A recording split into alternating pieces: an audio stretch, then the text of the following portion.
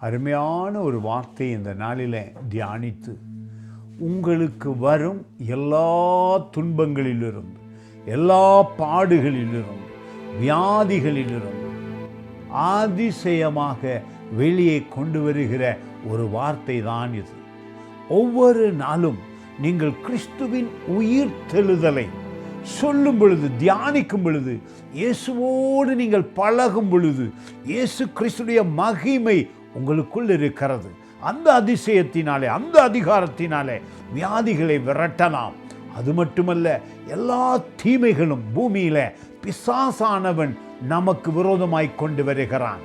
ஆனால் பாருங்கள், இந்த வசனம் சொல்லுகிறது, சங்கீத புத்தகம் 68:1, தேவன் எழுந்தருளுவார், உயிர்த்தெழுந்தார், அவருடைய சத்துருக்கள் சிதறுண்டு.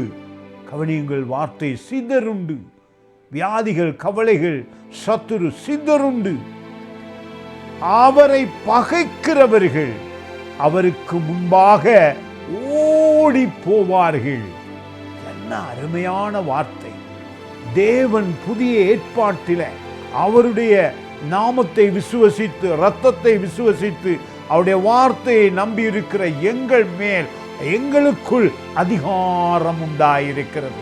அந்த அதிகாரத்தை பயன்படுத்தி வியாதிகளை விரட்டலாம். அது மட்டுமல்ல, பிசாசானவன் எதிராக கொண்டு வருகிற சூழல்களை உங்களால் மாற்ற முடியும். நிச்சயமாக உயிர்த்தெழுதலின் நம்பிக்கை உங்களுக்குள் இருக்கிறதினாலே இந்த பூமியில எல்லா காரியங்களிலும் வெற்றி பெற முடியும், மகிழ்ச்சியாய் வாழ முடியும், ஆசீர்வாதமாய் வாழ முடியும். God bless you. Praise Garden Ministries, Norton Bridge, Sri Lanka.